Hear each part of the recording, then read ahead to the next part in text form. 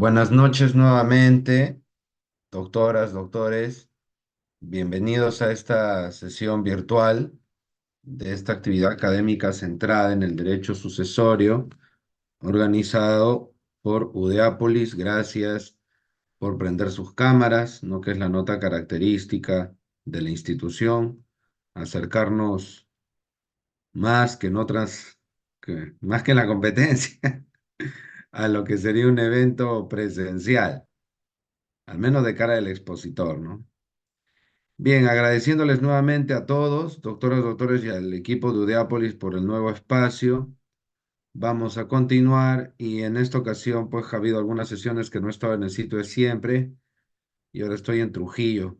Así que un saludo a todos desde acá. No van a ver nada raro en esta habitación de hotel, nuevamente advirtiendo. Así que céntrense en la clase, no van a ver nada. Avanzamos, doctores, gracias. Bien. Para la sesión de hoy vamos a empezar en un orden distinto al habitual por fines didácticos. Vamos a abarcar toda la temática, los aspectos esenciales de lo relativo a la masa hereditaria, pero en un orden distinto al del Código Civil. A veces el Código Civil no tiene un orden tan didáctico. Yo les comentaré, por ejemplo, eh, en los cursos de acto jurídico para que se den una idea, siguiendo algún enfoque alemán. El último tema es representación y uno del tercer, cuarto tema nada más es invalidez e ineficacia de actos o negocios jurídicos, que cosas que a veces ese orden es al revés, ¿no? Entonces, el orden del código no necesariamente es el más didáctico, así que aquí vamos a invertir un poquito, vamos a tocar lo esencial de todos los temas los vamos a abordar, pero en un orden distinto al del Código Civil. Eso quiero advertir para entendernos un poquito mejor en la sesión de hoy. Vamos con lo que el código entiende como cargas de la masa hereditaria. Eh, digamos, situaciones pasivas que la masa hereditaria tiene que soportar. Se tiene que descontar de la masa hereditaria sí o sí. El código contempla, doctores, tres supuestos, tres conceptos. Gastos de sepelio, la incineración. Estos se pagan preferentemente. No, que la SUNAT, no. No. Que el alimentista, no. El gasto de sepelio es primerito. Claro, normalmente, doctoras, doctores, el tema del sepelio en general, pues no es que sea pues decenas de miles, ¿no? Ese no es, desde luego, el enfoque.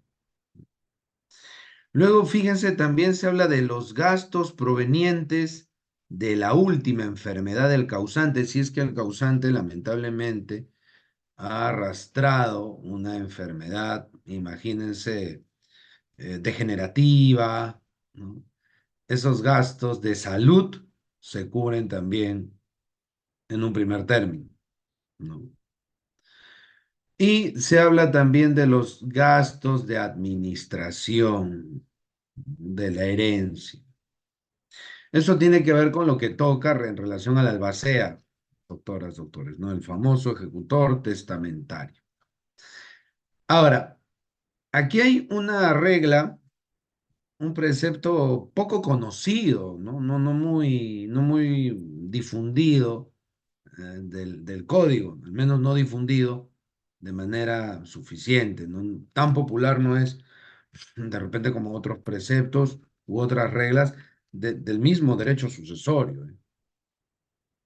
Dice, las personas que hayan vivido en la casa del causante, del finado, de la finada,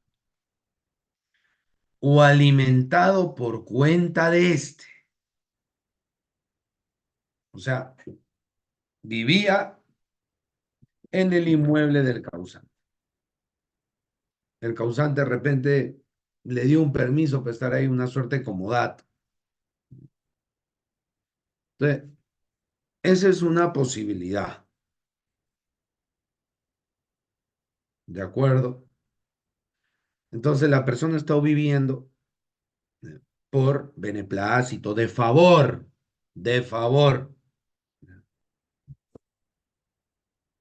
pero no solo de favor ha estado viviendo ahí, de favor ha estado subsistiendo. El finado, la finada le ha venido cubriendo los alimentos últimamente y murió de enfermedad, atentado, lo que fuese. Ese causante que estaba dando vivienda, que estaba dando alimentos, de un momento a otro muere. Estas personas pueden solicitar que esas atenciones, que esos beneficios se mantengan por 3 meses. Ahora, lo interesante será qué sucede si terminan saliendo del inmueble a la mala. ¿Podrán solicitar el valor en dinero? Pues sí, o sea, es un derecho de crédito impuesto por la ley. Esta probablemente sea, doctoras, doctores, la segunda regla luego del 350. A ver, un poco cerrando la idea. Reglas sustentadas en la solidaridad social, no en otra cosa. Reglas que, si analizamos su historia, se remontan a mucho, mucho de lo medieval y la gran influencia de la religión por intermedio del derecho canónico. Encontramos reglas como el 350, que en algún momento creo que lo referimos de manera genérica, que nos dice, ¿no?, que si el esposo o esposa, ex esposo, perdón, la ex esposa, el ex esposo que no se ha casado de nuevo y que entra en situación de precariedad o en estado de necesidad, el ex o la ex tiene que socorrerlo, tiene que socorrerla.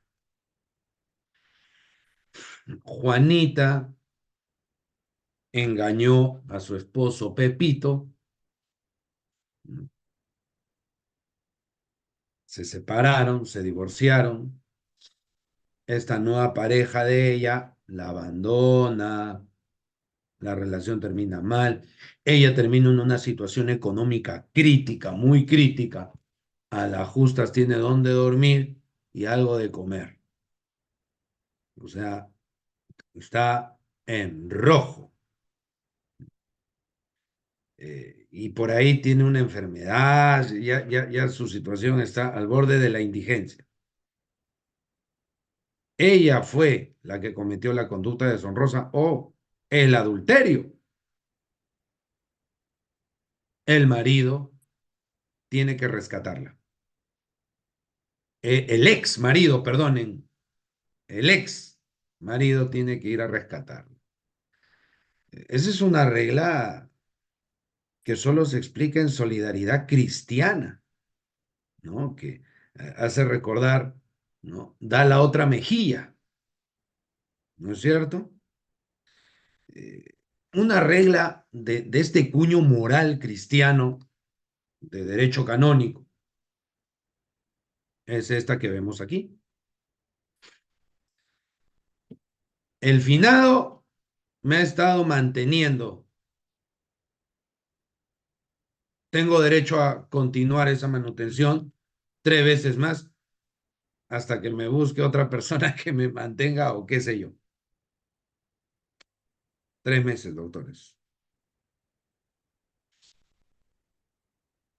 Dice, pueden exigir a la albacea, a los herederos, que continúen la atención de estos beneficios con cargo a la masa hereditaria durante 3 meses. Claro, digamos que es muy probable que si el causante estaba haciendo esto, ¿qué es lo que ocurriría normalmente, doctores? A ver, porque como decía, voy a dejar de compartir un poco. Eh, Como decía Domenico Barbero, este gran autor italiano clásico, su libro Sistema de Derecho Privado está en español. Como decía Barbero, las normas se hacen en función de las situaciones cotidianas, en función de las situaciones comunes, en función de lo que normalmente pasa.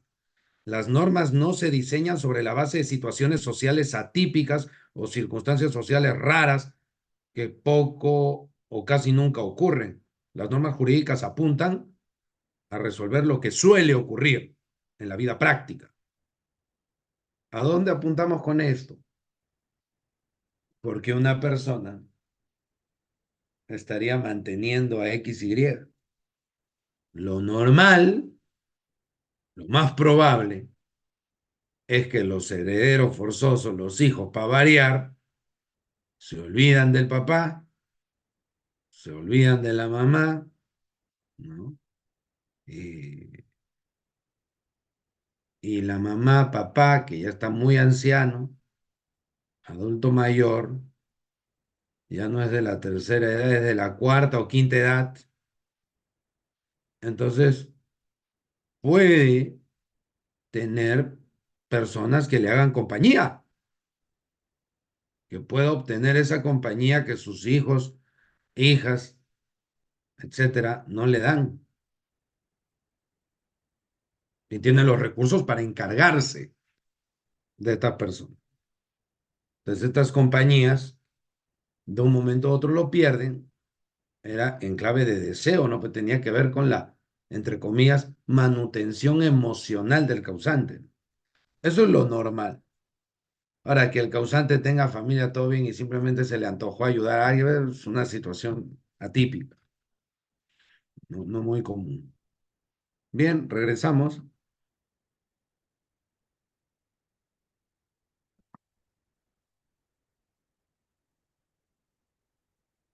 Deudas de la masa hereditaria. Mientras la herencia permanece indivisa, la obligación de pagar las deudas del causante, dice, gravita sobre la masa hereditaria, doctores.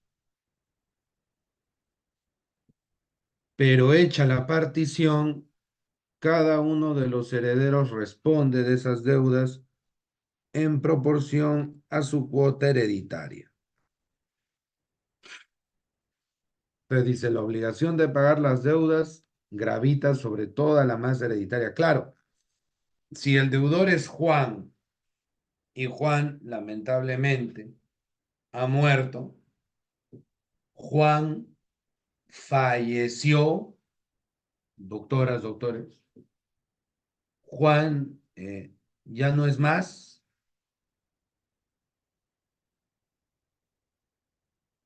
Entonces, ¿qué ocurre? Si Juan ya no está, la deuda pasa a los herederos. Pero claro, en el sentido de que los acreedores van a poder atacar o agredir esos bienes de la sucesión. Ahora, ¿qué sucede si antes de eso los sucesores rapidito se distribuyen la herencia por mutuo acuerdo en proporción a lo que les ha tocado de la masa hereditaria? En proporción a eso tendrán que responder por las acreencias. Como vamos a ver, doctoras, doctores, aquí hay una serie de protecciones especiales para el acreedor. Incluso vamos a ver una figurita simpática que podría tranquilamente denominarse como acción pauliana sucesoria. Ya tenemos la acción pauliana de toda la vida, se tiene la acción pauliana concursal y tendríamos aquí una suerte, como vamos a ver luego, una pauliana sucesoria. Pero bueno, si se hace la partición de todas maneras, doctoras, doctores, si la partición, mal que bien, se completa, se concreta, en función del porcentaje que le ha tocado, va a tener que asumir las deudas del finado o finada. Por eso dice, cada uno de los herederos responde de esas deudas en proporción a lo que le toque de la cuota hereditaria. Si se está quedando con más bienes, va a responder por más de estas deudas. Si se está quedando con poquito, responderá en una porción pues también inferior, menor. Ahora dice, los acreedores del causante tienen preferencia respecto a los acreedores de los herederos para ser pagados con cargo a la masa hereditaria. ¿Qué tal, doctores? Miren esa regla. Las deudas y la responsabilidad, desde luego, se van a heredar, se transmiten a los sucesores. Pero, ¿qué ocurre si los sucesores tienen sus propios acreedores? Los sucesores están endeudados y llega la masa hereditaria y dice, de aquí vamos a pagar. Los acreedores también dicen, genial, de esa masa hereditaria nos vamos a cobrar. Pero hay acreedores del difunto, de la difunta. Esos acreedores quieren cobrarse también. Entonces tenemos acreedores del finado, del causante, y acreedores de los sucesores. En una controversia, ¿quién prima? El de los sucesores. Por eso dice, ¿no? El código. Los acreedores del causante tienen preferencia respecto a los acreedores de los herederos para ser pagados con carga a la masa hereditaria. Claro, porque inicialmente ese patrimonio garantizaba las deudas de nadie más que el finado. Por eso, si el finado tiene muchas deudas y los sucesores también tienen muchas deudas, cuidado, ¿no? Porque la preferencia lo tienen los acreedores del causante. Si los acreedores del causante solicitan medidas ejecutivas y demás, tendrían que tener la preferencia sobre medidas judiciales de los acreedores de los sucesores. Esos acreedores de los sucesores nunca tuvieron nada con el finado, con la finada. No tuvieron mayor vínculo, no tuvieron, doctoras, doctores, mayor relación. Quedó ahí nomás. Entonces, tener en cuenta eso. Entre acreedores del difunto y acreedores de los hijos, si hay conflicto, ¿a quién se prefiere? A los acreedores del difunto. Luego dice, el heredero puede pedir que las deudas de la herencia debidamente acreditadas y que carezcan de garantía real sean pagadas o se asegure su pago antes de la partición. O sea, el heredero puede decir, antes que haya repartición de la herencia, antes que se efectivice alguna repartición de la herencia, tenemos que ver que se paguen todas las deudas pendientes. De una vez, antes de avanzar con la división, lo que fuese, cualquier cosa, hay que atender a esto. Tengamos en cuenta entonces, doctoras, doctores, nuevamente, el heredero puede pedir que las deudas de la herencia se paguen antes de la división y partición. Antes de que haya una repartición de la herencia, primero ver cuánto hay por repartir de verdad. Primero hay que ver de verdad cuánto va a tocar. Y para saber eso hay que pagar primero las deudas del difunto. Primero hay que pagar las deudas del finado. Doctoras, doctores. Ya, por si acaso. Entonces, eso, doctoras, doctores, por un lado.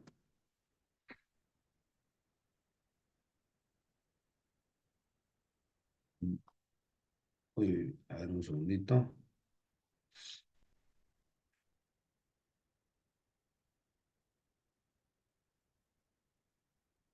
Oposición del acreedor. Dice, el acreedor de la herencia puede oponerse a la partición y al pago o entrega de los legados, mientras no se le satisfaga su deuda o se le asegure el pago. O sea, mientras al acreedor no se le pague, mientras no se le asegure debidamente que se le va a pagar, mientras no se le otorgue, doctoras, doctores, esa garantía, digamos, mientras no se otorgue eso, el acreedor puede oponerse a la partición. ¿Qué sería la partición aquí, doctores? Como vamos a ver, nos estamos refiriendo al supuesto donde todo es copropiedad entre los sucesores y el causante no ha establecido algunas reglas para repartirse esos activos. No hay ninguna regla. Entonces, ahí viene el punto, ¿no? Tenemos que repartirnos. Esa repartición puede verse afectada si es que hay un tercero de por medio que quiere cobrar, ¿no? Un tercero acreedor del causante, de la causante. Dice, la oposición se ejerce a través de demanda o como tercero con interés en el proceso existente de ser el caso. Las facultades procesales dependen de la naturaleza de su derecho. Bueno, en, re- en resumen, doctoras, doctores, en resumidas cuentas, ese tercero, entre comillas tercero, ¿no? Entonces el acreedor va a ejercer su derecho de oposición, explicando que tiene un interés y pidiéndole al juez que abra la puerta que le dejen entrar, digamos. También puede demandar la tutela preventiva de su derecho todavía no exigible. Esta pretensión se tramita como proceso abreviado. Claro, ¿qué sucede si presiente, si advierte, si le han dicho que lo van a, no le van a pagar a este acreedor? Puede solicitar preventivamente, ¿no? ¿Y cómo sería la tutela? Embargar eventualmente esos activos. Eso se tramita, dice el código, como proceso abreviado. Ahora dice, si no obstante se procede a la partición sin pagar la deuda ni asegurar su pago al acreedor, la partición se reputará no hecha en cuanto se refiere a los derechos de los oponentes. Este 876, doctoras, doctores, este artículo 876 consagra lo que podría denominarse pauliana sucesoria.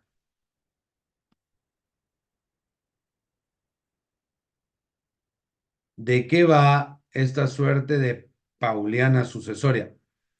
El acreedor puede oponerse a que los herederos se repartan los activos. Puede oponerse, puede decir, no me conviene así, me va a complicar.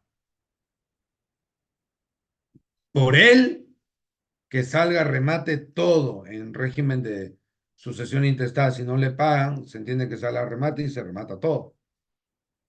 Y en ese remate se entiende pues que va a tratar de obtenerse un buen precio. Entonces, eso.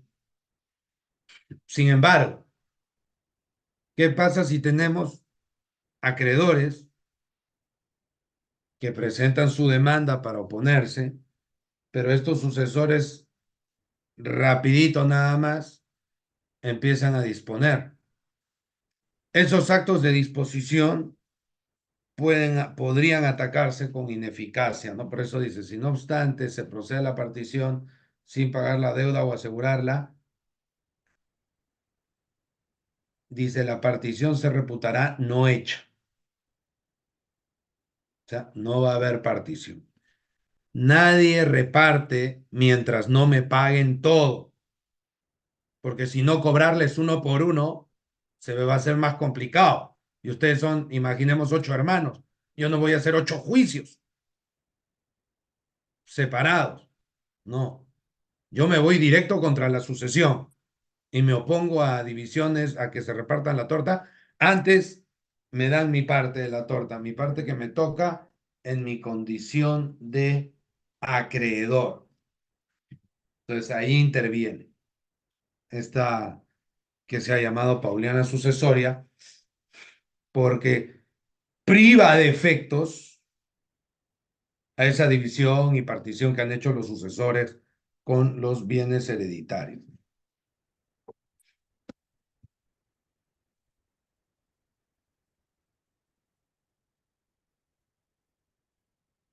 Dice, si hay varios herederos, acá ya estamos, doctoras, doctores, con las reglas de indivisión.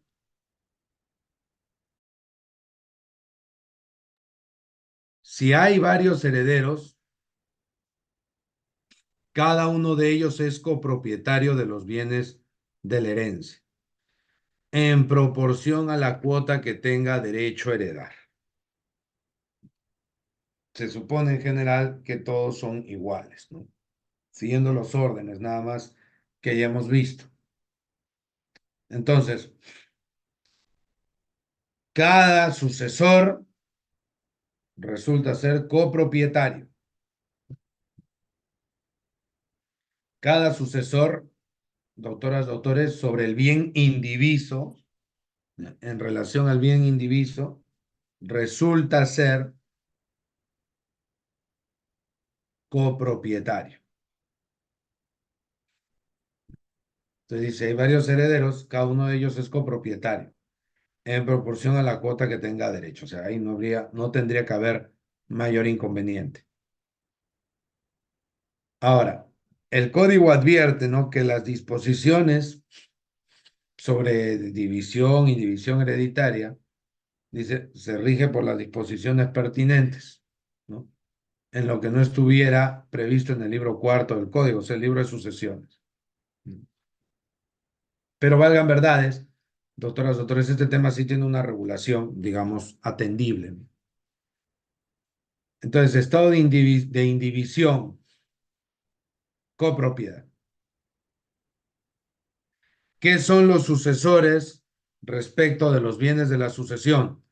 Son, doctoras, doctores, copropietarios.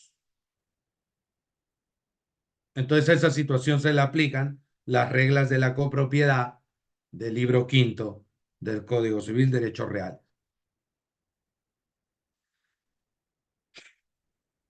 El testador, dice el cuadrito en verde, el testador puede establecer la indivisión de cualquier empresa hasta por un plazo de 4 años, sin perjuicio de que los herederos se distribuyan normalmente las utilidades. ¿Qué pasa si el causante deja una copropiedad deliberadamente? Va a dejar una copropiedad. Tenemos ahí la copropiedad. El testador puede decir, yo quiero que se mantenga como copropiedad, sí. ¿Cuánto plazo? Como el pacto de indivisión, 4 años el tope.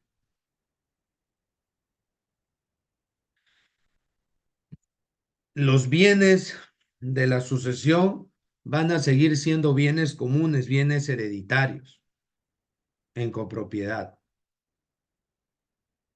Si ese bien obtiene algunas utilidades, los herederos copropietarios se van a repartir por igual, conforme las reglas de la copropiedad. Entonces, tener en cuenta eso, doctores. Ahora, fíjense la parte inferior. Los herederos pueden pactar la indivisión total o parcial de la herencia por 4 años. Se puede renovar este plazo. Igual está en las reglas de copropiedad, cuando se regula el famoso pacto de indivisión.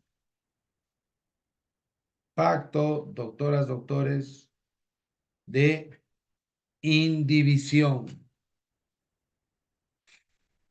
Por el pacto de indivisión, como ustedes comprenderán, los sucesores se comprometen a mantenerse como copropietarios. Eso en principio es bien complicado. O sea, a nivel hereditario me refiero. No es muy usual, pero podría establecerse. Y como ya han visto, el propio testador puede establecer un plazo de 4 años y el testador, doctoras, doctores, o sea, ¿por qué los sucesores, por qué el testador dispondría que se mantenga la copropiedad? Por un tema de colaboración y ayuda. Este es un régimen de copropiedad diferente, por eso la regla anterior dice, ¿no? Mientras la sucesión no esté dividida, se aplican las reglas de acá, del libro cuarto de sucesiones. Y si no hubiera, ya recién vas a la copropiedad, libro quinto. Entonces, aquí hay como, digamos, unas razones especiales para hacer, por ejemplo, pactos de indivisión. Hay que mantener la copropiedad porque algunos de nosotros, digamos, ¿no? De los sucesores de los copropietarios, algunos de nosotros no tenemos experiencia manejando este tipo de activos, ¿ya? Entonces, para ayudarnos entre sí, porque se supone que somos familia. Ese es el detalle distinto. En una copropiedad común y silvestre, compra tu derecho de acciones al vecino, no calza esa lógica. Es por eso que aquí existen estos componentes especiales donde el código, digamos, da la facilidad de que se mantenga la copropiedad para que se puedan ayudar entre sí, porque están obligados a trabajar en equipo. Y el propio testador puede decir, yo quiero que se mantenga.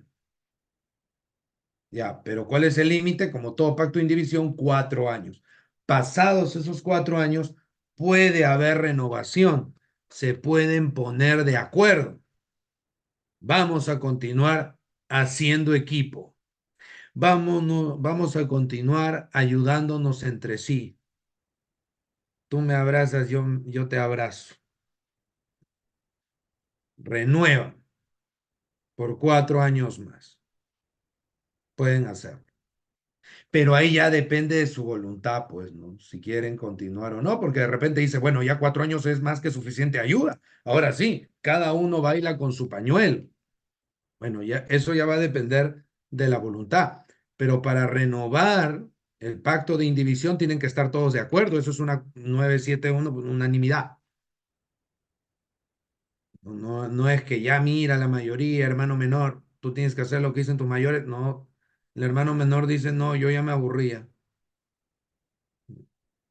Ustedes no han estudiado nada, no saben nada. Yo he tenido que aguantarlo. Imagínense, ¿no? Que el menor haya sido más perspicaz que sus hermanitos mayores. Como en la Biblia, pues, ¿no? Tipo José y sus hermanos. José era uno de los menores, ¿no? Entonces, oye, hermanos mayores, yo ya no los aguanto, ya, hasta acá nomás. Ya, listo. Tiene que ser por unanimidad si van a continuar. Entonces, esa es la lógica. Se puede poner en el testamento, ¿ya? O los propios sucesores se pueden poner de acuerdo. Pero repito, por unanimidad. Si no hay unanimidad, cada uno baila con su pañuelo. Doctoras, doctores. Pero los herederos pueden pactar la indivisión total o parcial. Y este plazo se puede renovar. Claro, Porque de repente, ya, mira, todos estos activos, cada uno se va a repartir generando copropiedad, propiedad exclusiva, ya generando propiedad exclusiva. Pero esta fábrica de acá,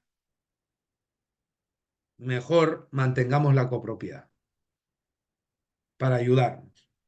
Y que los dos que tienen más experiencia ayuden a los otros cuatro que están en nada, ni para atrás ni para adelante ya. Ahora, lo que suele preguntarse, doctores, ¿no? Doctor, pero podrá haber, imaginemos, ¿no? El hermano mayor o menor, quien fuese. Pucha, pero 4 años muy poco tiempo para aprender a manejar todo esto, ¿no? Muy poquito. Unos 8 añitos estaría bien. Y quieren pactar, lo agarran en su cuarto de hora a uno de los hermanos.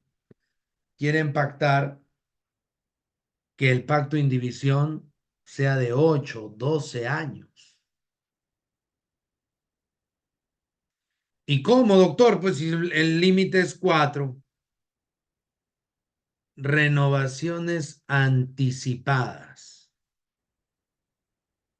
Renovamos anticipadamente. Por anticipado manifestamos y dejamos plasmada nuestra declaración de voluntad de que cuando el 12 de noviembre del 2028 venza a las 00 horas del 13 de noviembre del 2028, continuamos. 4 más hasta el 2032. Vas. Ahí, ahí, doctoras, doctores, ¿se podrá? Respuesta, no. Eso sería, tiene varios vicios. Una causal de nulidad, porque ese pacto sería nulo, sería la imposibilidad jurídica.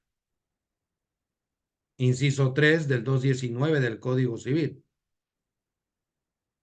Doctor, ¿por qué imposibilidad jurídica? Jurídica, no he dicho física, porque en el plano del mundo físico podríamos imaginar a los hermanos trabajando en equipo juntos, como los pitufos, ¿no?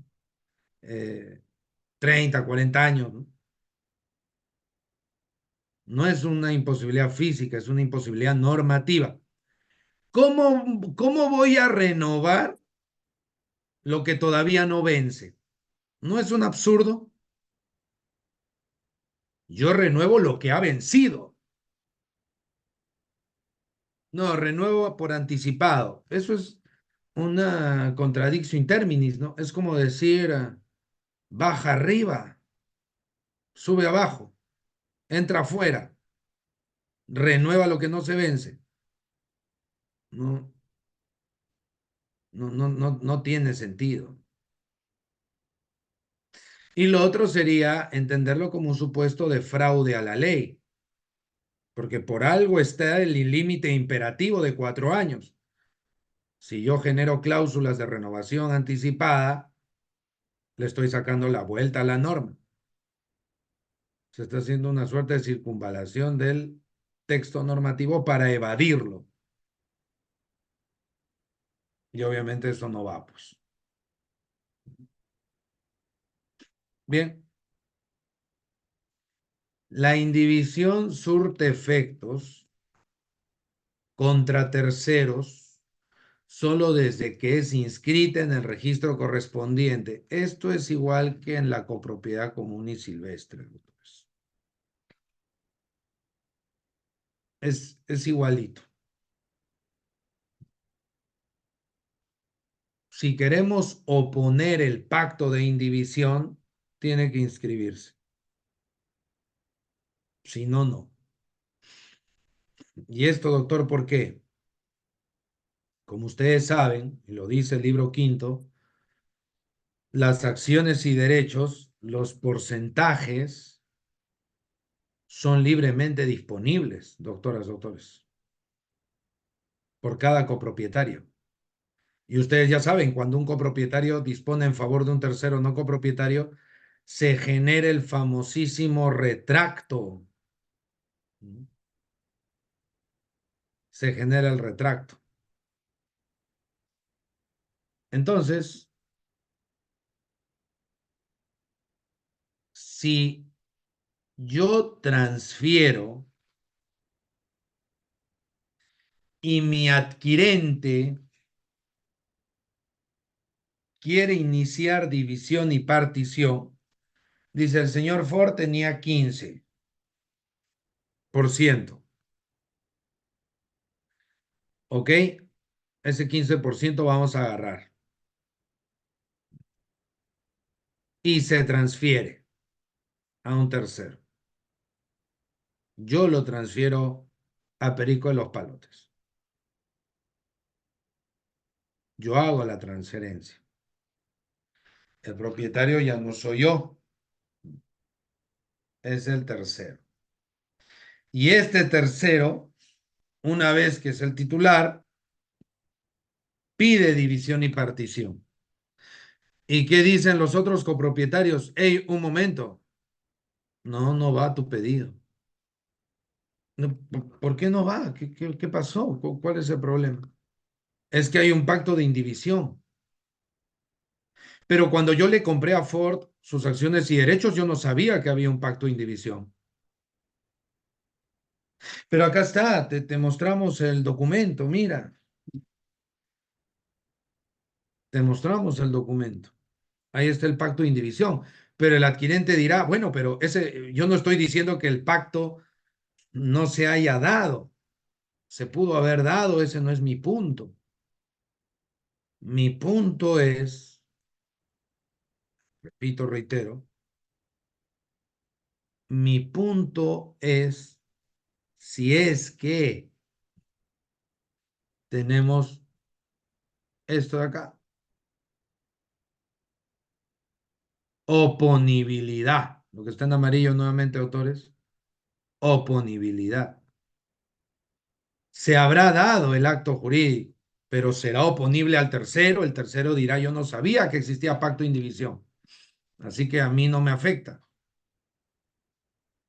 Y como no me afecta, tranquilamente puedo prosperar en mi demanda de división y partición.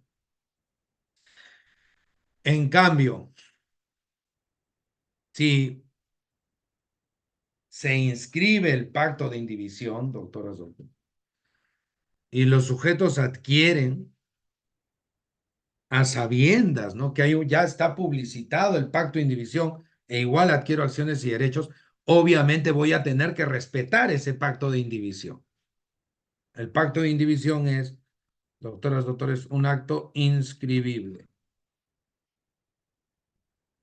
Ahora dice, fíjense lo que está en naranja, mientras la herencia permanezca indivisa, será administrada por el albacea o por el apoderado común nombrado por todos los herederos o por un administrador judicial.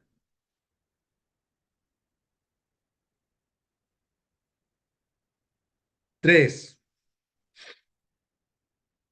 Para los bienes hereditarios, para los bienes de la herencia que se mantienen indivisos. Ya habíamos conversado, doctoras, doctores, como en la gran mayoría de ocasiones, cuando los testamentos ya tienen cierta antigüedad, sobre todo, lo que tenemos es un régimen mixto para ciertos bienes, testamento, para otros bienes, sucesión intestada. Eso ya lo habíamos conversado. Puede ser que ahí haya para los bienes testamentarios una albacea. ¿Por qué?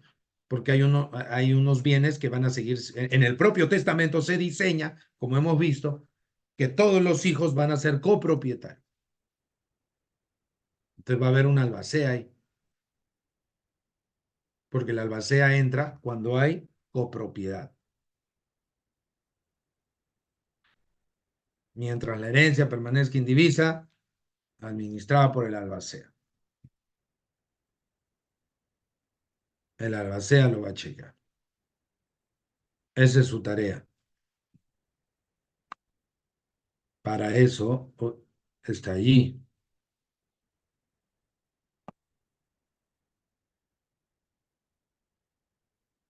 Si no hay albacea, o los copropietarios se aburrieron de ese albacea, pueden nombrar un administrador judicial o el apoderado común nombrado por todos los herederos. Aquí, doctoras, doctores, en esta regla de sucesiones, tenemos la respuesta a un problema clásico en derechos reales. ¿Cómo se nombra el administrador judicial y el administrador convencional?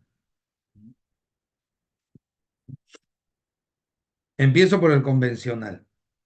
¿Cómo se va a nombrar? ¿Cómo se va a designar? ¿Por mayoría absoluta? ¿Por unanimidad? Hay 10 copropietarios. Quieren que uno de ellos sea el administrador. ¿Los 10 tienen que estar de acuerdo o no? Hay un debate sobre eso. Pero acá en sucesiones tenemos la respuesta, lo que está en naranja. Ese apoderado común, ese administrador convencional, tiene que ser nombrado por todos, porque ese administrador, una vez que esté designado, va a poder hacer toditos los actos de administración sin tener que estar consultando a los copropietarios. Por eso, para nombrarlo, para designarlo, tiene que ser por unanimidad. En el libro de reales no hay una respuesta. Simplemente se habla de administrador convencional. Pero ¿cuántos votos necesito para tener un convencional? No se dice. No, el libro quinto no habla. Pero el libro cuarto sí. Habla de un apoderado común para administrar estos bienes en copropiedad. Un administrador convencional. Dice, nombrado por todos. Unanimidad. Y si no se ponen de acuerdo, uno de ellos va a estar facultado para pedir la designación de administrador judicial.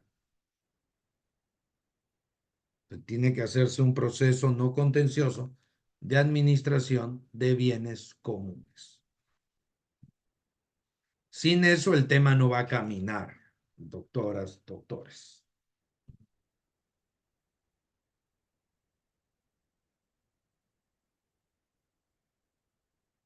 La división. Dice, no hay lugar a partición cuando el testador la ha dejado hecha en el testamento, pudiendo pedirse en este caso solo la reducción en la parte que excede a lo permitido por ley. Me explico. Para ponerlo en simple, el causante, insisto, solo estoy simplificando para que se entienda la idea. El causante dejó 10 inmuebles en el distrito A y dejó 2 inmuebles en el distrito B. Y valorizando todo, los 10 inmuebles del A equivalen al valor de los 2 del B.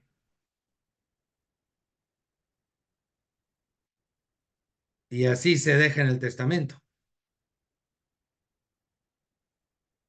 El que recibe los inmuebles de A dice, no, a mí no me gusta la zona, yo quiero los bienes que le dejaron a B. Yo, oye, troquemos. Esta zona, yo qué voy a hacer acá, no me gusta, dice. No quiere. Ok. Hay que hacer división y partición. No, ya no, ya. Porque ya dividieron. Lo único que él podría pedir es que de repente hay un exceso y pedir la compensación económica. Pero dividir y partir ya no habría mucho espacio para eso, doctoras, doctores. La situación ahí se complica un poquito, ¿no? Entonces recordemos, a ver, no hay lugar a partición cuando el testador la ha dejado hecha en el testamento. Entonces, si ya hay una repartición, no, que no, no. A lo sumo, los bienes que no se han dejado todavía, ya bueno, ahí. Cuando todos los herederos son capaces y están de acuerdo en la partición, se hará por escritura pública tratándose de bienes inscritos. En los demás casos es suficiente documento privado con firmas notarialmente legalizadas. Dice, cuando todos los herederos son capaces y están de acuerdo, por escritura pública esa división. Pregunta, ¿qué sucede si es por minuta? ¿Se podrá hacer una demanda de otorgamiento de escritura pública, doctores, ahí? Solo está en minuta el acuerdo de partición. ¿Cabe la demanda de otorgamiento de escritura pública de un acuerdo de partición en el ámbito sucesorio? Fíjense, ¿no? Se hará por escritura pública, tratándose de bienes inscritos en registros. Entonces va a decir, si los bienes están en registros y no se hace por escritura, va a haber una invalidez, se está violando la ley. ¿Seguro? Bien, doctores, la norma no establece una sanción de nulidad. Si no se establece una sanción de nulidad, la formalidad es solamente probatoria. Y si la formalidad es solamente probatoria, aplicamos el noveno pleno casatorio civil y conforme a este precedente vinculante de la Corte Suprema, ¿qué vamos a tener? Que sí va a ser posible plantear la demanda de otorgamiento. Porque la demanda de otorgamiento no va cuando la formalidad solemne es lo que se va a peticionar. Y esa minuta, ese acto jurídico que no cumple con la formalidad solemne, precisamente por no cumplir con la formalidad solemne, es nulo. Y sobre la base de un acto nulo yo no le puedo pedir nada al juez. Entonces, en conclusión, sí se puede pedir el otorgamiento. Ahora dice, si no existe régimen de indivisión, la partición judicial de la herencia puede ser solicitada por cualquier heredero o acreedor de la sucesión. Puedo ir a juicio. Eso también está en el libro quinto de Derechos Reales. Y aquí el código tiene una regla bien interesante, ¿no? La partición que comprende los derechos de un heredero concebido será suspendida hasta su nacimiento. En el intervalo, la mamá disfruta de la correspondiente herencia en cuanto tenga necesidad de alimentos. A ver, que quede claro, doctoras, doctores, creo que esto también es bien sabido, pero prefiero resaltarlo. Hacer una división y partición de los bienes hereditarios no es obligatorio, ¿no? O sea, y mucha gente está en situación de copropiedad de los bienes de la sucesión durante años, décadas. Se da eso. La norma nos dice qué pasa si uno de los hijos tiene situación de concebido y otro hijo quiere plantear ya la división y partición. No se va a poder. Ni con autorización de su mamá, ni de su papá, ni nada. Bueno, el papá está muerto, ¿no? De la mamá, no.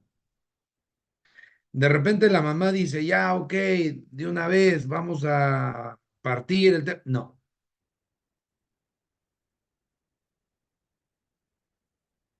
no va, doctoras, doctores. Hasta que nazca.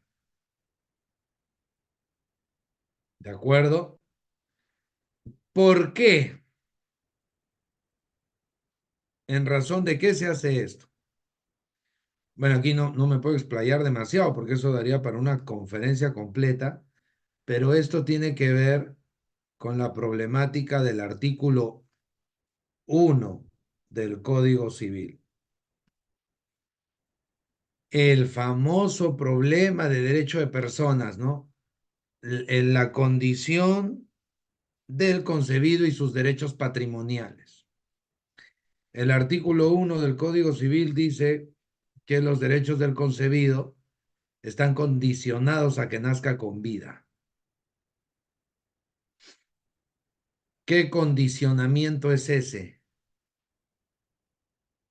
El maestro Carlos Fernández Cesáreo, eh, digamos, arquitecto del libro primero del Código Civil, eh, en realidad, y bueno, aprovecho para decirlo ahora como un paréntesis, y también padre del Código Civil del 84, porque cuando el año 65, en el primer gobierno de Belaúnde, se convoca a una comisión para corregir el Código del 36, para mejorar el Código del 36. En esa comisión está Fernández Cesáreo y él propone, ¿no saben qué? Mejor hagamos un nuevo código. De arranque, no perdamos el tiempo en arreglar el Código del 36, mejor pensemos en un nuevo código.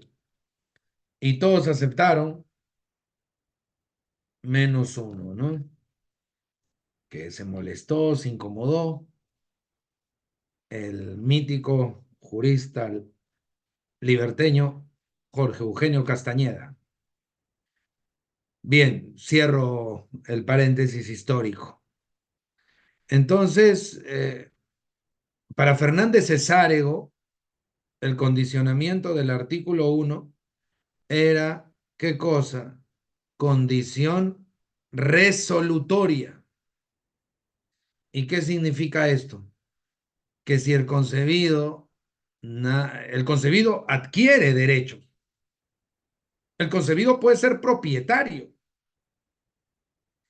pero si fallece al nacer, es como si no hubiera adquirido nada, todo se resuelve. Paradójicamente, esta polémica del artículo 1 es bien paradójica.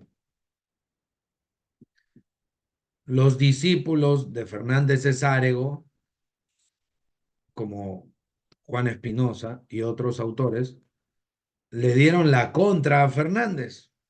Dijeron, no, es una condición suspensiva. ¿Qué significa? Que el concebido no tiene derecho patrimonial alguno. Primero que nazca vivo. En este contexto del debate sobre el artículo 1, un poquito que se entiende esta regla que estamos leyendo. Si repartimos y el concebido fallece, toda la repartición va a ser por las puras. Y ojo, y con todo respeto lo digo, ¿no? La doctrina de la condición suspensiva dice, ¿no?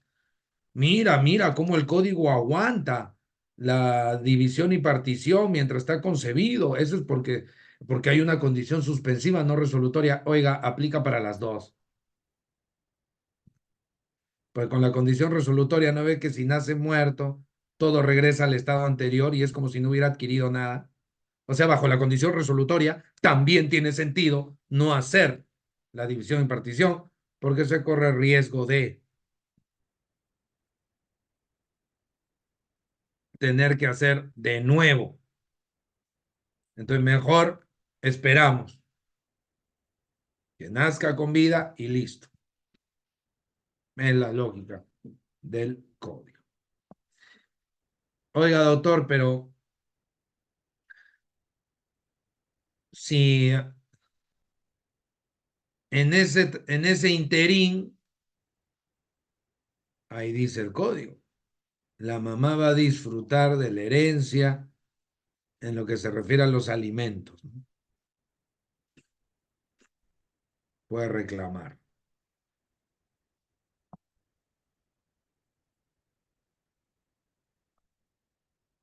Ay, ay, ay, ay, ay, ay, perdón. A ver, dice, nulidad de división o partición. Es nula la partición hecha con preterición de algún sucesor, esto es, excluyendo. La pretensión es imprescriptible y se tramita como proceso de conocimiento. A ver, en realidad, como es solo un ejemplo, ¿no? Mientras el padre era medio marinero y sus hijos pensaban pues que eran cinco hermanos, pero en realidad el papá tenía medio complejo de director técnico de fútbol, tuvo 11 hijos, pero ellos pensaban que eran cinco o seis de fulbito, ¿no? Pero no era selección de fulbito, sino de fútbol, 11. Pero los seis se dividen los bienes hereditarios, se los reparten. Fallece el papá, los seis, papá, le meten cuchillo a todas las tortas que ha dejado el finado. ¿Qué va a pasar ahí, doctoras, doctores? Porque solamente han sido seis y los otros cinco, nulidad. El código ahí no, sin asco, clava la sanción de nulidad. Y es una nulidad que no prescribe. Recuerden que las nulidades normales del libro segundo del Código Civil prescriben a los 10 años. Pero esta nulidad de un acuerdo de división y partición de bienes hereditarios, excluyendo herederos forzosos, sea de buena o mala fe, ojo, por favor, doctores, no se vaya a pensar, no, pero yo actué de buena fe. Yo no sabía que mi papá había tenido tantos hijos más.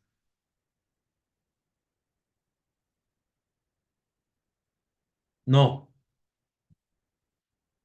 la buena o mala fe, como sabemos, es irrelevante de cara a una nulidad. Esto es una nulidad especial, con un régimen especial. Este es un supuesto del artículo 219, inciso 7, nulidad expresa, nulidad textual. Por el dicho de la norma, tenemos la nulidad. La nulidad se establece de forma explícita, doctoras, doctores. La nulidad se establece clara e inequívocamente. Ahora, tiene un régimen especial porque no prescribe. No aplica el artículo 2001, inciso 1. Y se tramita como proceso de conocimiento, ¿no? Dice, la nulidad no afecta los derechos de los terceros adquirentes de buena fe y a título oneroso. Uy, ¿quiénes son estos? La nulidad no afecta los derechos de terceros adquirentes de buena fe.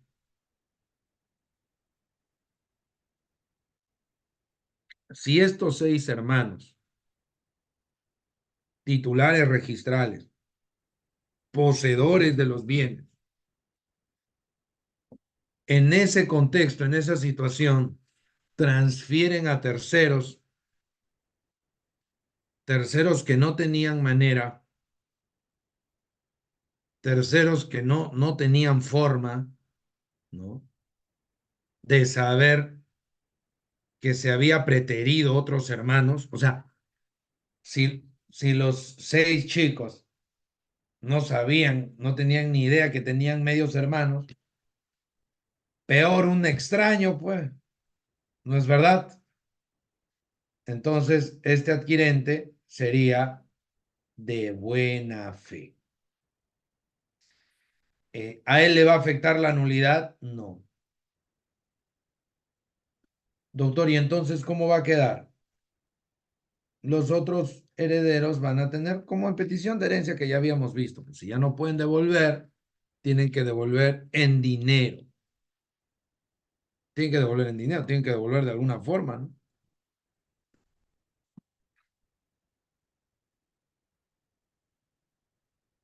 Sigamos. Bien, entramos, doctoras, doctores, al último punto de hoy. La colación.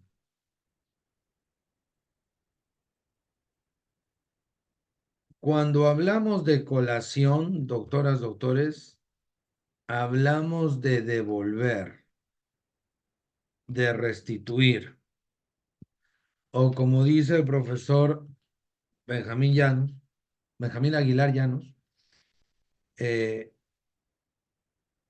devuelvo contablemente.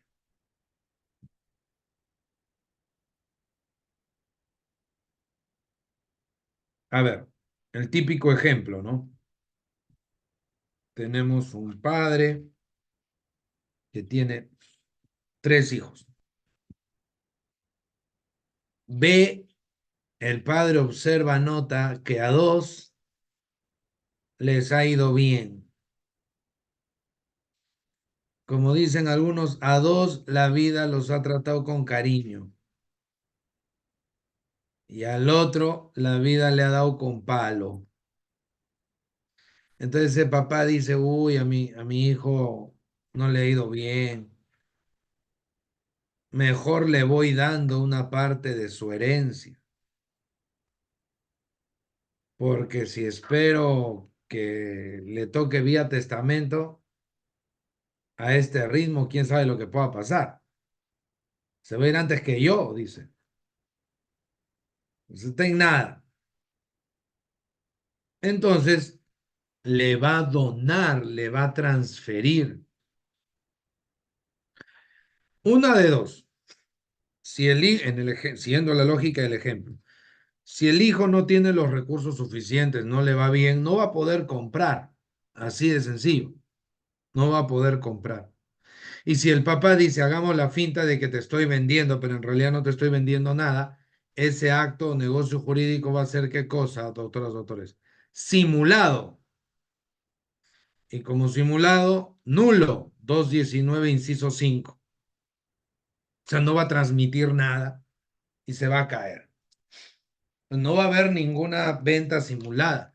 Va a haber una donación genuina. Va a haber una donación verdadera. ¿Ya? Ahí va a donar de verdad. No es ninguna donación de mentira. Es una donación, doctoras, doctores, insisto, genuina. Entonces, este hijo, esta hija, que no le ha ido muy bien, va a adquirir la propiedad del bien donado. Va a tener ese poder jurídico del 923 del Código Civil. No es ninguna propiedad a medias. Es una propiedad, doctoras, doctores, completa. Ya no es ninguna propiedad que está en veremos, debilitada, semipropiedad, no. Es una propiedad genuina. Pero ¿qué ocurre? Pasan los años y el papá, la mamá, la que ha hecho la donación, fallece y se abre pues la sucesión por la muerte. ¿Qué va a significar la colación? Esta chica contablemente, insisto, tiene que devolver lo que ha recibido para hacer el nuevo cálculo de cómo se van a repartir las cosas. Todo eso es, entre comillas, imaginario. Devuelve. Son tres casas, imaginemos, ¿no? Situación teórica, ¿no? Son tres inmuebles y los tres valen igual. Entonces le donó a una y esta chica ha utilizado el bien, lo ha explotado. La causante fallece y a las otras dos, ¿qué les va a tocar? Lo mismo, un depa, un inmueble. Pero para hacer el cálculo de cómo va a ser la retribución, la repartición, imaginariamente esa donación tiene que regresar a la masa hereditaria para hacer el nuevo cálculo.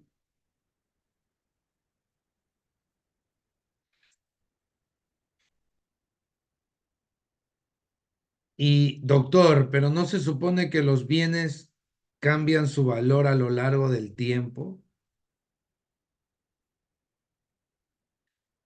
El punto de referencia es el valor de los bienes al momento de la sucesión, al momento de la apertura de la sucesión.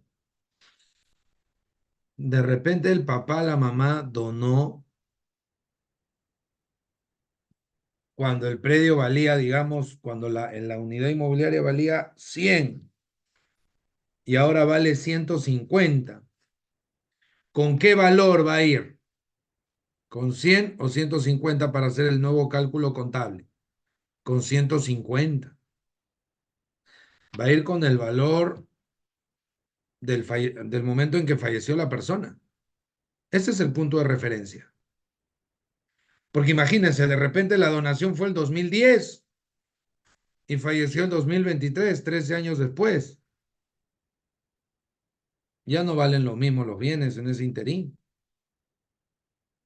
Entonces el punto de partida o el punto de referencia es la muerte del causante. De ahí se tiene que establecer cuál es el valor de toda la masa hereditaria. De repente, cuando le donó, valía poco y era un 10%. Miren, ¿ah? El papá cuando le dona en vida, le da 10%.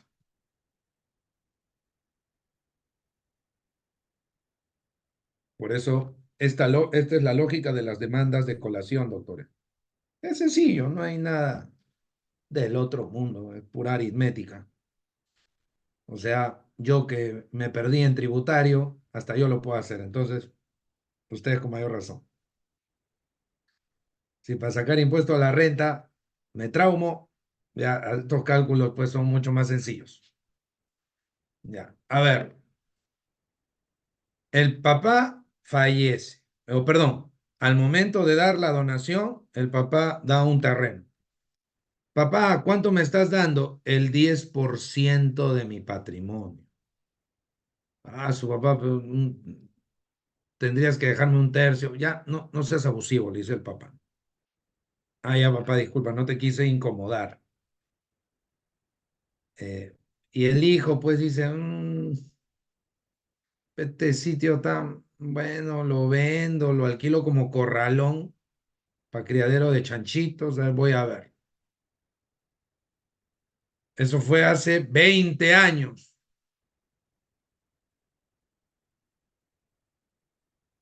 El papá fallece 20 años después.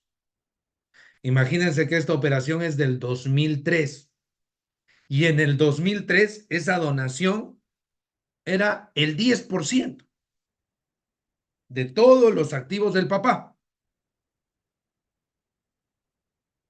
2023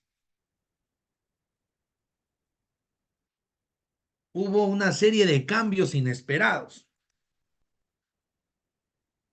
Ahora ese terreno vale un montón. Hay centros comerciales al frente, pasa pista, se ha disparado su valor. Ya no es el 10% de antes. Ahora resultaba ser, imagínense, el 90%. Cuando muere el padre, se hace el cálculo, muere el papá muere ¿con cuánto? Con 100. De ese 100, 90 es, estoy hablando de cálculo contable, efectos sucesorios. Supongamos que el papá muere con 10 en su poder, en su patrimonio, pero cuando muere, tiene que hacerse la colación contable. Por eso cito al siempre el profesor Benjamín. Eh, todo es contable.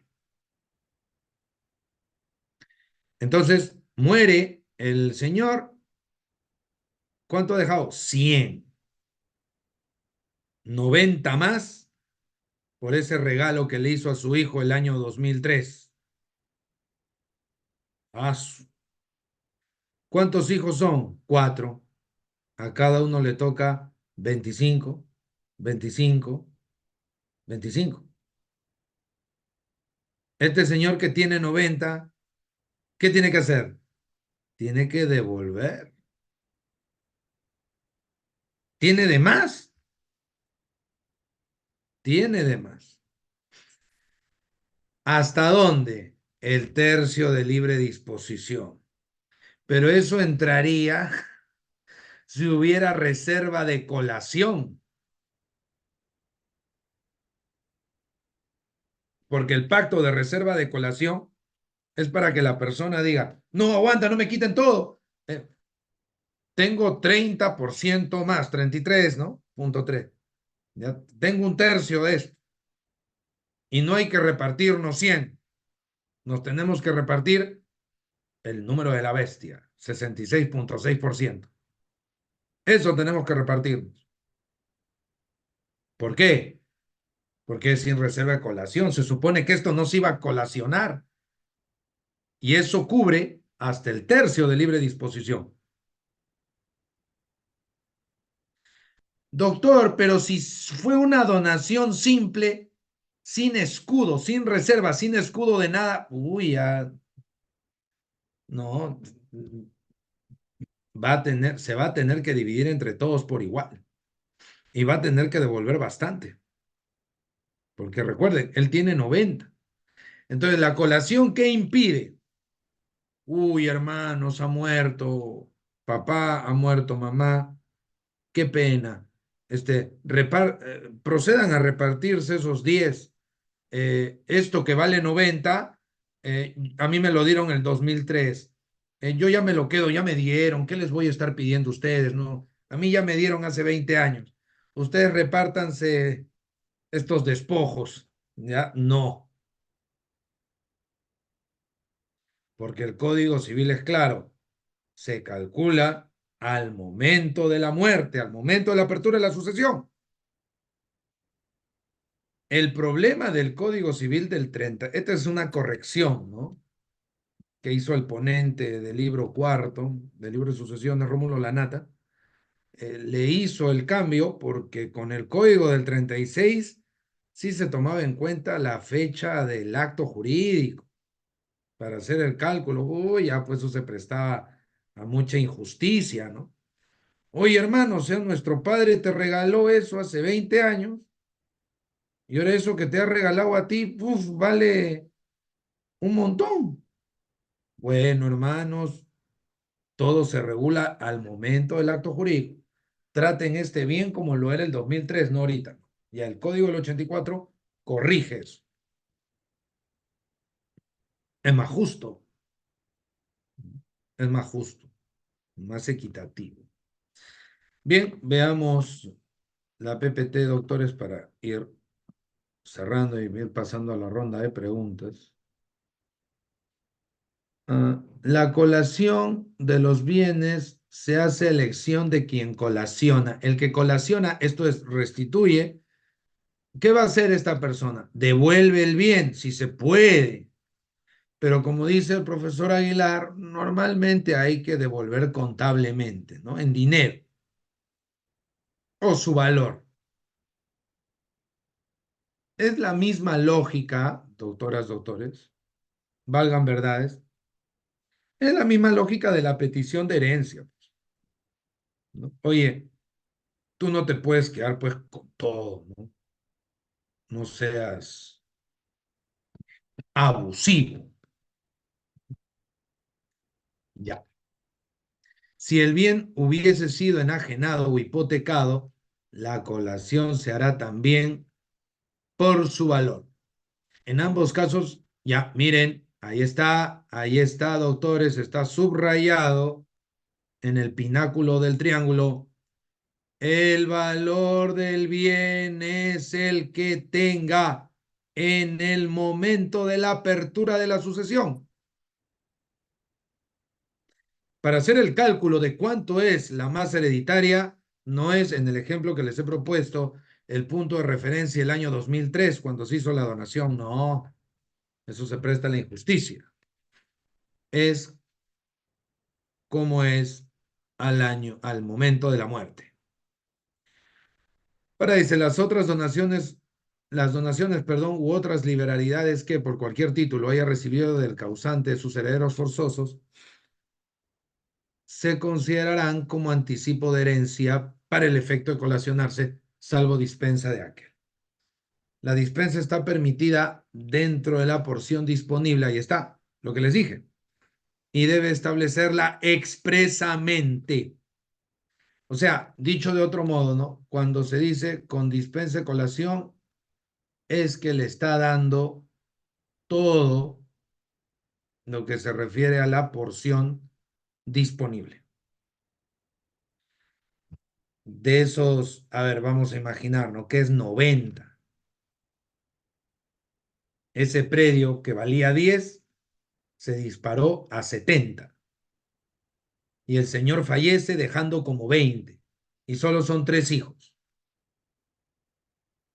¿Qué sería lo injusto? Y como era con el código del 36, el hijo que fue beneficiado hace 20 años, que tiene un bien que ahorita vale 70, ¿qué va a decir él? Oh, ya me dieron mi parte, ya hermanitos, ustedes repártanse lo que ha dejado nuestro padre, 20, cada uno 10. Injusto. Ahora, con el código del 84, no. ¿Cuánto dejó papá? O el bien que te dio papá, ¿cuánto vale hoy? 70 ya, contablemente 70. Ah, dejó 20, 90, 30 para cada uno. ¿Cuánto tiene él? 70. Tiene que devolver 40. 20, 20. En dinero, en dinero.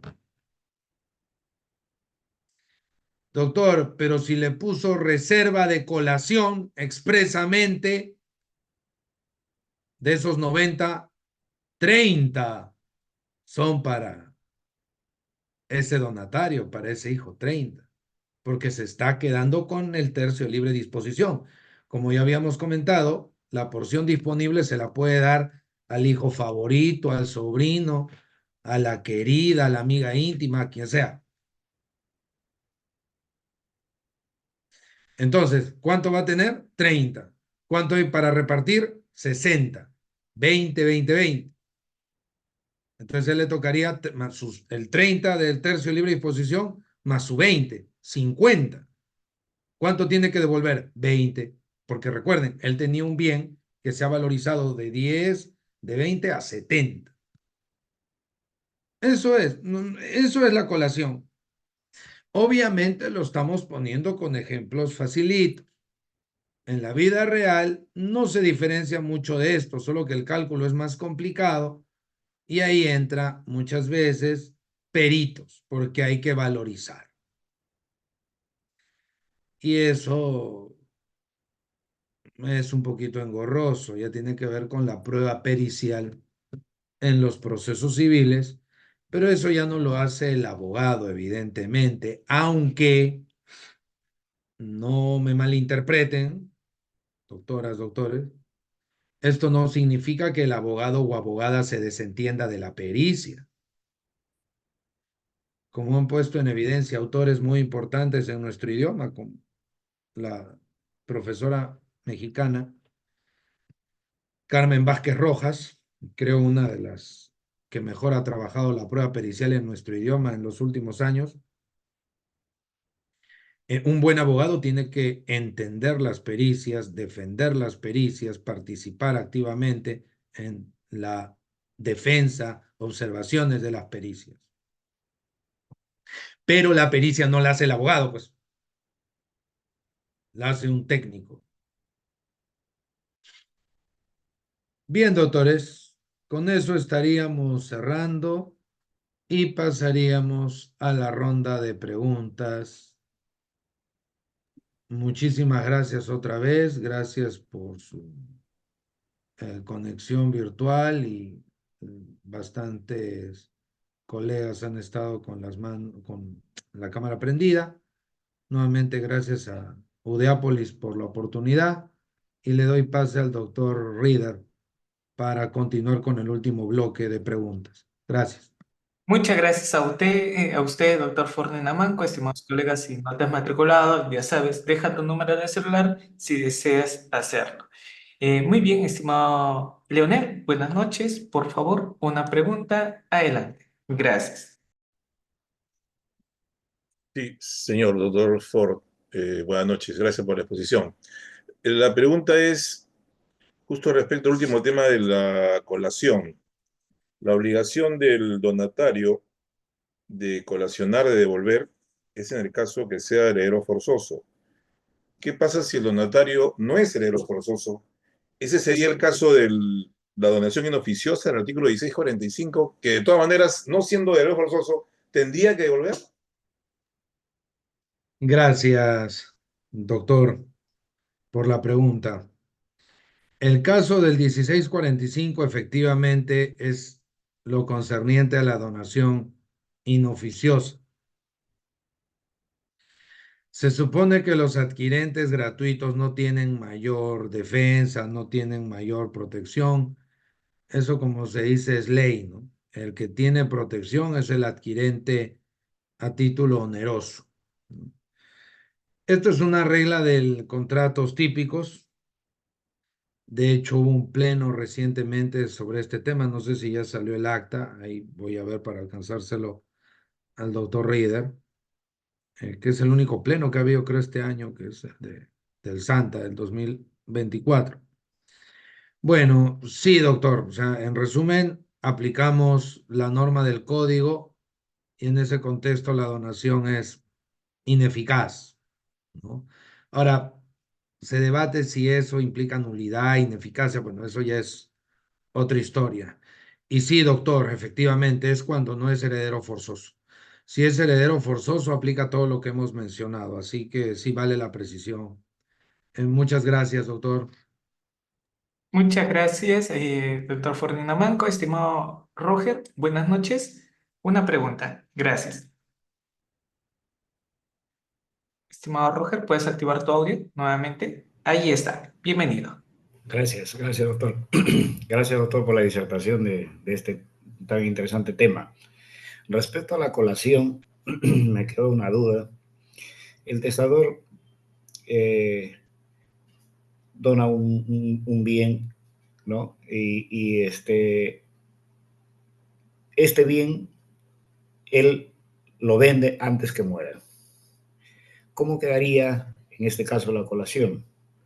¿Vuelve para hacer la repartición entre los demás herederos o no? Gracias, doctor. Vinculado a la pregunta del doctor Leonel, si la compra es genuina, si el acto oneroso es genuino, doctor, no hay nada que tenga que regresar.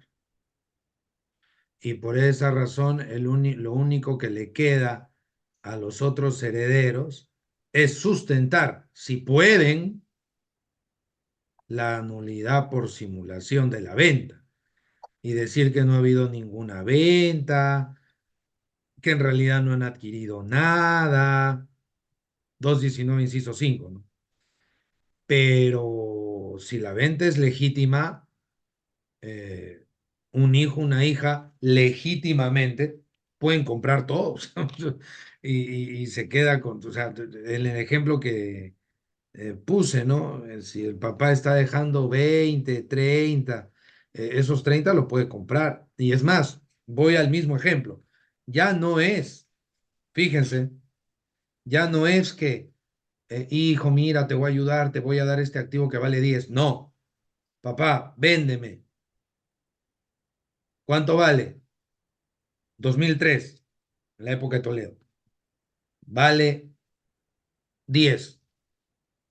Ya, perfecto. Te pago los 10, papá. Compra-venta legítima. Luego fallece. No, vamos a cuestionar si es una venta verdadera. No, pero ahora se ha hipervalorizado. Circunstancias del mercado. No, no, colación. ¿Cuál colación? Es una compra-venta. ¿Ya? Colación es para actos gratuitos. Entonces, así como lo pudo celebrar como un tercero, lo pudo celebrar con un familiar y no va a cambiar la cosa. Gracias, doctor. Así le podría contestar. Muchas gracias, maestro. Estimado Camilo, adelante, por favor, una pregunta. Gracias. Gracias por el pase, doctor Líder. Buenas noches, doctor Ford. Buenas noches. ¿Sí? ¿Me copia? Sí, sí, doctor. Buenas noches. Sí, gusto, doctor, de saludarlo. Doctor, en el caso de la acción pauliana sucesoria, usted ha indicado que aplica el tema de la ineficacia. ¿Qué hecho y qué plazo tendría que recurrir y por qué no aplicar el tema de la nulidad? Y además, sería pertinente, ¿no? Siendo una acción de ineficacia o de nulidad, acumular la pretensión de cobro. Gracias, doctor, por su respuesta. Gracias, doctor. Empiezo por lo último, ¿ya? Empiezo por lo último. Eh, puedo acumular, no tendría por qué haber problemas, se puede acumular por la afinidad. Y le agradezco la pregunta también, doctor, por el tema de la, ¿cómo decirlo?, de la precisión, ¿ya? Le llamamos acción pauliana porque es un mecanismo de defensa del acreedor, no porque propiamente aplica el 195, porque si así fuese sería ineficacia en el sentido estricto. Y como bien nota usted y lo hemos desarrollado en la sesión, es nulidad. Se parece a la pauliana porque el acreedor ataca esos actos del deudor, pero la ley sanciona con nulidad, ¿no? Entonces sería una pauliana en el sentido de que el acreedor se defiende de los actos del deudor. Ah, bueno, autor, pero la pauliana siempre es ineficacia. Históricamente no, porque con el Código Civil de 1936, la pauliana, ¿qué era? Anulabilidad. La ineficacia de la pauliana es recién con el Código del 84. Entonces, la pauliana puede ser hasta nulidad, como es en este caso. Es simplemente el deudor, perdón, el acreedor se defiende de actos del deudor, punto.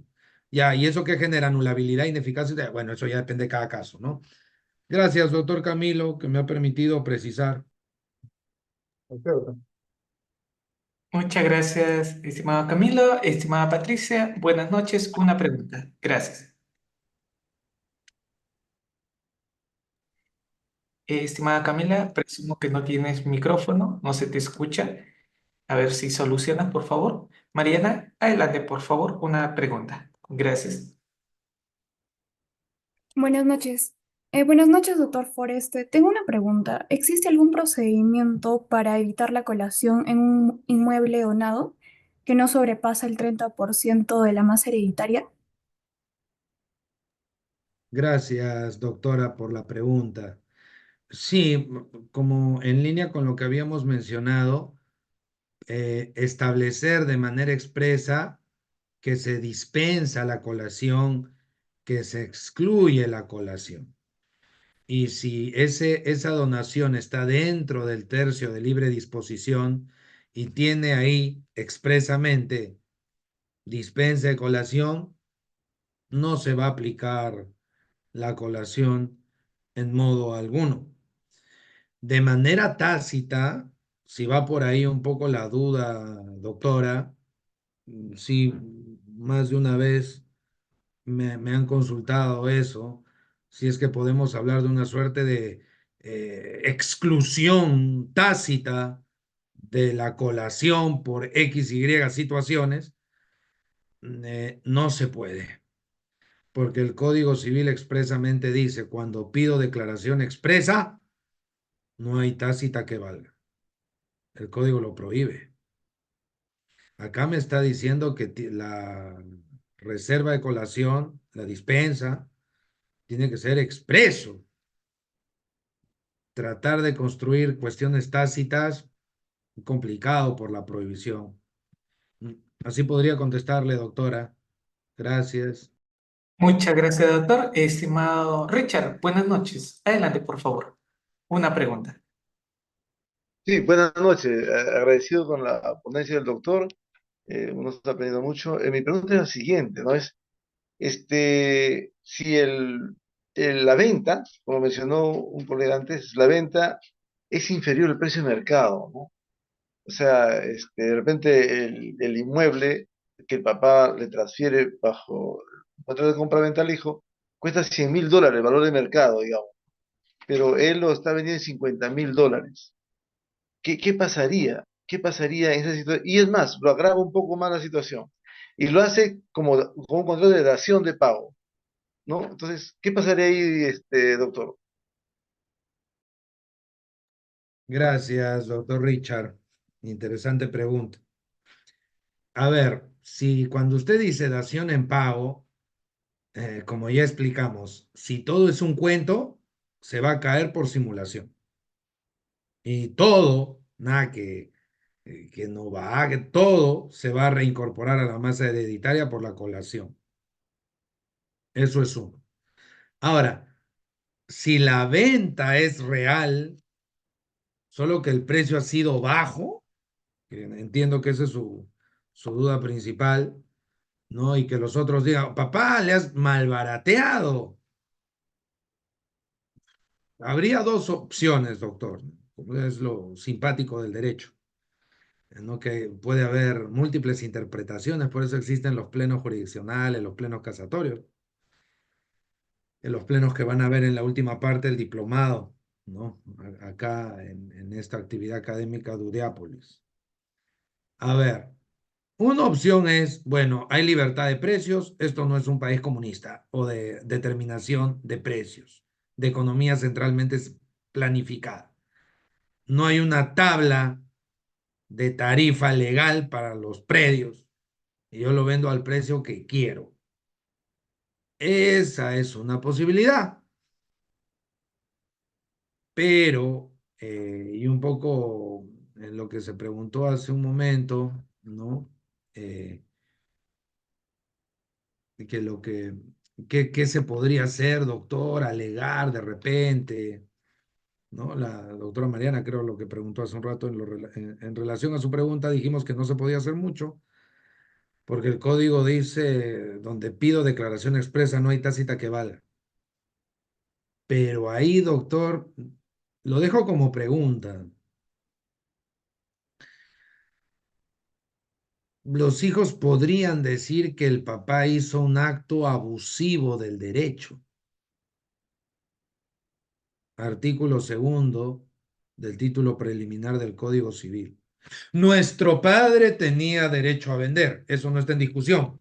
Nuestro padre tenía derecho a vender al precio que quiere, sí, pero que lo haya hecho a favor de un hermano, de un forzoso, de alguien que tiene vocación hereditaria, a un precio pues vil, ¿no? Precio de remate, eso es un ejercicio abusivo del derecho y está ejercitando de manera disfuncional su autonomía privada de tal manera que está terminando lesionando nuestros derechos hereditarios. Sería un caso complejo, doctor Richard. Así podría contestarle. Muchas gracias. Muchas gracias, doctor. Estimado Dante, adelante, por favor. Muchas gracias por el pase, gracias a Audiápolis. Doctor Ford, mi pregunta es la siguiente.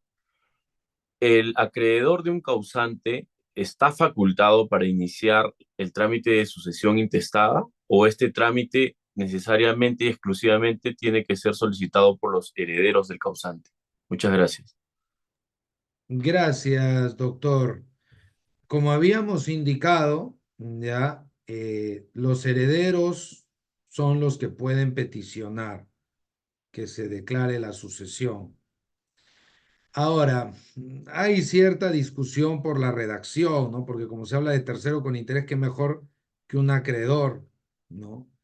En mi opinión, no debiera dudarse de que un acreedor también podría solicitarlo. De hecho, creo que está ahí en la PPT. El acreedor puede pedir la división y partición de los bienes, la acreedora, lo dice el código, de los bienes hereditarios, ¿no? Si por ahí no quedó muy claro, lo menciono. Y en relación a la pregunta del doctor Dante, la norma se presta un poco para la discusión, pero en nuestra opinión no debiera haber impedimento al ser un tercero con interés. Así podría contestarle ahora, doctor Dante, pero me he hecho acordar y lo reitero, en relación a lo que hemos discutido hoy, el acreedor puede pedir la división y partición de los bienes hereditarios. Ya. Gracias. Muchas gracias, doctor. Estimada Patricia, y nuevamente te doy pase. A ver, espero que esté solucionado. Estimada Patricia, se te ha dado pase el audio, pero lamentablemente no tienes micrófono, sino con mucho gusto. Estimado Javier, adelante. Gracias. Buenas noches, doctor Foro. Buenas noches. Doctor, una pregunta. El acreedor de un causante puede instaurar una medida cautelar. O sea, está en su posibilidad de hacer esa acción, pedir una cautelar para que pueda cobrar su acreencia. ¿Eso se puede hacer? Esa es la pregunta, doctor. Gracias, doctor Javier. Y está vinculado a lo que preguntó el doctor Dante hace un rato, ¿no? Para algunos no sería tan necesario que incluso el acreedor mueva, y por eso para algunos también ni debiera tener mayor interés en pedir la declaración de la sucesión y todo el tema, porque el acreedor siempre va a tener la chance de agredir el patrimonio de su causante. Siempre. La muerte del deudor en un proceso de obligación de dar suma de dinero, la muerte del deudor lo único que va a generar es sucesión procesal, 108 del CPC, y esos sucesores se les va a llamar, ¿no? Y si no aparecen, bueno, se nombrará ¿qué? Un curador, y se va a avanzar con los curadores, ¿no? Entonces, doctor Javier, sí, en principio no debiera haber problema, ¿no? No es que por el fallecimiento va a frenarse algo, no, no. Y el cuaderno cautelar tendría que avanzar sin problema, ¿no? Gracias, doctor. Muchas gracias, doctor Fornamanco. Estimada Cecilia, adelante, por favor, una pregunta. Gracias. Muy amable, doctor. Muchísimas gracias primeramente. Doctor Ford, para felicitarlo por su ponencia, excelente ponencia y sapienza. Mi pregunta es concreta. Cuando digamos, causante le da en donación 3 inmuebles, por decir, de todas su más, 3 inmuebles a un hijo afín, o sea, a un hijastro, que es hijo de su cónyuge, ¿no? Su persiste y teniendo una hija forzosa. Eso podría ser, digamos, una nulidad, anulación por el exceso de su legítima, de su porción Eh, disponible. gracias, doctora. Sí, es lo que preguntó, me parece, al comienzo el doctor Leonel. Va por las reglas de la donación inoficiosa, al ser una extraña, y se ataca la donación con esa regulación. Ujú. Como no es entre herederos forzosos, la lógica de la colación queda un poco de lado y simplemente invocamos la cuestión de donación inoficiosa. Así podría contestarle, doctora Cecilia. Gracias.